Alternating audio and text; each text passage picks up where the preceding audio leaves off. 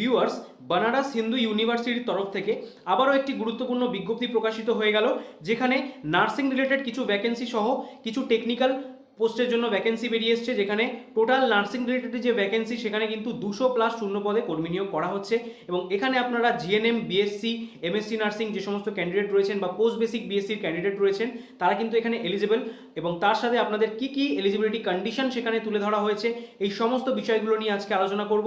এবং টেকনিক্যাল পোস্টগুলোর উপরে নজর রাখবো যে কি কি এলিজিবিলিটি কন্ডিশন থাকলে আপনারা সেই টেকনিক্যাল পোস্টগুলোর জন্য আবেদন করতে পারছেন। তো চলুন চলে যাব সেই সরকারি বিজ্ঞপ্তিতে এবং দেখে নেব কি কি ডিটেলস সেখানে বলা হয়েছে। বানারস হিন্দু ইউনিভার্সিটি অর্থাৎ BHU থেকে প্রকাশিত সেই অফিসিয়াল বিজ্ঞপ্তি আপনারা দেখতে পাচ্ছেন, যার অ্যাডভার্টাইজমেন্ট নম্বর সহ এখানে উল্লেখ করা আছে non teaching post under group A and group B, যেমনটা আপনারা অলরেডি থাম্বনেলে দেখেছেন। তো গ্রুপ এ এবং গ্রুপ বির আন্ডারে আপনাদের বেশ কিছু নার্সিং রিলেটেড কিন্তু ভ্যাকেন্সি এখানে বেরিয়ে এসছে, যেখানে 200+ কিন্তু ভ্যাকেন্সি এখানে রয়েছে এই নার্সিং রিলেটেড। এছাড়াও আপনাদের কিছু টেকনিক্যাল ভ্যাকেন্সিও এখানে রয়েছে। তো আমরা প্রথমে নার্সিং রিলেটেড যে ভ্যাকেন্সিগুলো রয়েছে সেগুলো একবার দেখে নেব যে এখানে আবেদন করতে গেলে আপনাদের এলিজিবিলিটি কন্ডিশন কী থাকা প্রয়োজন। তো আপনারা দেখতে পাচ্ছেন প্রথম পোস্ট রয়েছে চিফ নার্সিং অফিসার, লেভেল 2 অনুযায়ী আপনাদের স্যালারি দেওয়া হবে এই পোস্টের জন্য, যেখানে এডুকেশনাল কোয়ালিফিকেশন চাওয়া হয়েছে MSc nursing with minimum experience of 18 years, of which 5 years in teaching and administration and 5 years in clinical management experience, minimum 500 bedded হসপিটালে। তাহলে কিন্তু আপনারা আবেদন করতে পারছেন। এছাড়াও আরও একটা ক্রাইটেরিয়া এখানে বলেছে, যদি আপনারা রেগুলার বেসিস কোনো নার্সিং এক্সপিরিয়েন্সের সাথে যুক্ত থাকেন 5 ইয়ার্সের লেভেল 11-এর গভর্নমেন্ট বা সেমি গভর্নমেন্ট সেক্টরে বা মিলিটারিয়াল হসপিটালে, সেক্ষেত্রেও আপনারা এখানে আবেদন করার জন্য এলিজিবল।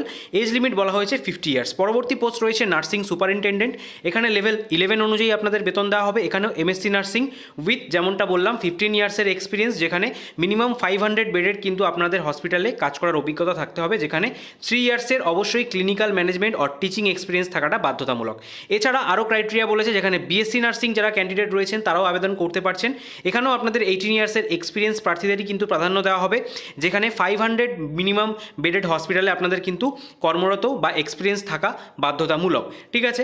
পরবর্তীতে এখানে বলা হচ্ছে person having nursing experience on analog post on regular basis with, যেমনটা বললাম যে 5 ইয়ার্সের, যেখানে 10 লেভেল অনুযায়ী আপনাদের যে স্যালারি সেটা দেওয়া হচ্ছে গভর্নমেন্ট, সেমি গভর্নমেন্ট, মিলিটারি হসপিটালে, সেখানে যদি আপনারা কাজ করে থাকেন তাহলে আপনারা আবেদন করতে পারছেন। এখানেও বয়সসীমা 50 ইয়ার্স পর্যন্ত রয়েছে।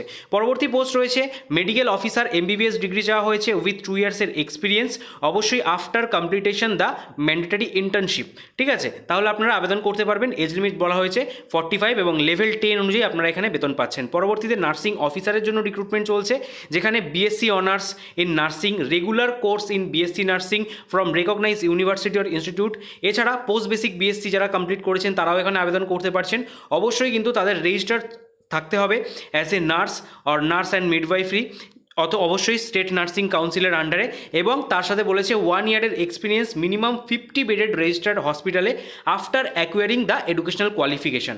অর্থাৎ উপরের কোয়ালিফিকেশনটা কমপ্লিট হওয়ার পর আপনাদের মিনিমাম 50 বেডেড হসপিটালে 1 বছরের কাজ করার অভিজ্ঞতা থাকলে তবেই আবেদন করতে পারছেন। এছাড়া দেখতে পাচ্ছেন আরও ক্রাইটেরিয়ার আন্ডারে বলা হয়েছে জিএনএম প্রার্থীরাও কিন্তু এখানে এলিজেবল, যেখানে আপনাদের অবশ্যই স্টেট নার্সিং কাউন্সিল বা যেই স্টেট থেকে কমপ্লিট করেছেন অথবা আইএনসির আন্ডারে রেজিস্ট্রেশন থাকাটা বাধ্যতামূলক। তার সাথে এখানে কিন্তু জিএনএমদের ক্ষেত্রে 2 ইয়ার্সের মিনিমাম 50 বেডেড হসপিটালে কাজ করার অভিজ্ঞতা থাকলে তবেই তারা এখানে আবেদন করতে পারছেন।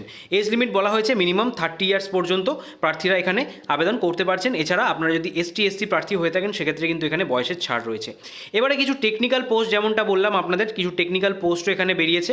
তো টেকনিক্যাল পোস্টগুলো একবার দেখে নেব, যেখানে এক্সিকিউটিভ ইঞ্জিনিয়ার পোস্টের জন্য first class bachelors degree in electrical or mechanical ইঞ্জিনিয়ারিংয়ের উপরে চাওয়া হয়েছে, মিনিমাম 8 ইয়ার্সের এক্সপিরিয়েন্স, লেভেল 11 অবধি এখানে কিন্তু স্যালারি আপনারা পেয়ে যাচ্ছেন। পরবর্তীতে এক্সিকিউটিভ ইঞ্জিনিয়ার সিভিলের জন্য ভ্যাকেন্সি বেরিয়েছে, লেভেল 11 অনুযায়ী আপনারা স্যালারি পাবেন, যেখানে first class bachelors degree in civil engineering চাওয়া হয়েছে।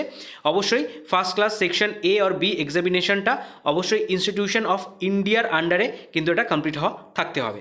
তার পরবর্তীতে সিস্টেম ইঞ্জিনিয়ারের জন্য BE বিটেক কম্পিউটার সায়েন্স অথবা electronics engineering, MSc computer science, এই সমস্ত ডিগ্রি থাকলে আপনারা আবেদন করতে পারছেন 50 ইয়ার্স পর্যন্ত, যেখানে লেভেল 12 অনুযায়ী আপনারা বেতন পেয়ে যাচ্ছেন।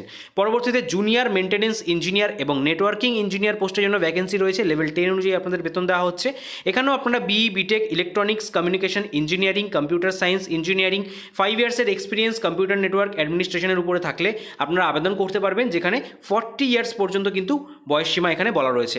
পরবর্তীতে ডেপুটি লাইব্রেরিয়ান পোস্টের জন্য আপনাদের এখানে ভ্যাকেন্সি বেরিয়ে এসছে master degree in library science, information science, documentation science, এই সমস্ত যদি আপনাদের ডিগ্রি থেকে থাকে উইথ 50%, 55% মার্কস নিয়ে, তাহলে কিন্তু আপনারা এখানে আবেদন করতে পারছেন উইথ 8 ইয়ার্সের এক্সপিরিয়েন্স থাকা বাধ্যতামূলক, যেখানেও 50 ইয়ার্স পর্যন্ত প্রার্থীরা আপনারা আবেদন করতে পারছেন। অ্যাসিস্ট্যান্ট লাইব্রেরিয়ান পোস্টের জন্য পরবর্তী ভ্যাকেন্সিতে বলা হয়েছে master degree in library science, information science or documentation, যেখানে 55% মার্কস থাকলে আপনারা আবেদন করতে পারবেন এবং অবশ্যই একাডেমিক রেকর্ড ভালো হতে হবে এবং আরও কিছু ক্রাইটেরিয়া এখানে বলা হয়েছে, এগুলো ম্যাচ করলে আপনারা কিন্তু এখানে আবেদন করতে পারছেন। তো সমস্ত নার্সিং রিলেটেড পোস্ট এবং যে টেকনিক্যাল পোস্টগুলো বেরিয়েছে সেগুলো সংক্রান্ত সম্পূর্ণ ডিটেলসগুলো আপনাদেরকে বললাম। এরপরে বলি আপনাদের সিলেকশন প্রসিডিওর। তো এখানে কিন্তু রিটেন এক্সাম এবং যে সমস্ত টেকনিক্যাল পোস্ট রয়েছে সেক্ষেত্রে আপনাদের কিছু স্কিল টেস্ট নেওয়া হবে, তার উপরে বেস করে কিন্তু আপনাদের সম্পূর্ণ যে মেরিট লিস্ট সেটা প্রকাশ করা হবে এবং সম্পূর্ণ সিলেকশন প্রসিডিওরটা এইভাবে করে আপনাদের কমপ্লিট হচ্ছে।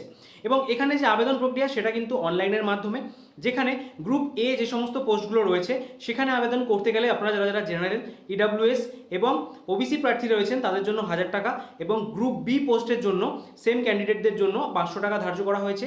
এছাড়া আপনারা যদি এসটি, এসসি, পিডাব্লিউবিডি ক্যান্ডিডেট হয়ে থাকেন বা যে কোনো ক্যাটাগরির ওমেন প্রার্থী হয়ে থাকেন, সেক্ষেত্রে কিন্তু আপনাদের কোনো রকম কোনো পোস্টের জন্যই আবেদন মূল্য লাগছে না, সম্পূর্ণ বিনামূল্যে আপনারা আবেদনটি করতে পারছেন। এবং এখানে কিন্তু অনলাইনে আবেদন অলরেডি স্টার্ট হয়ে গেছে।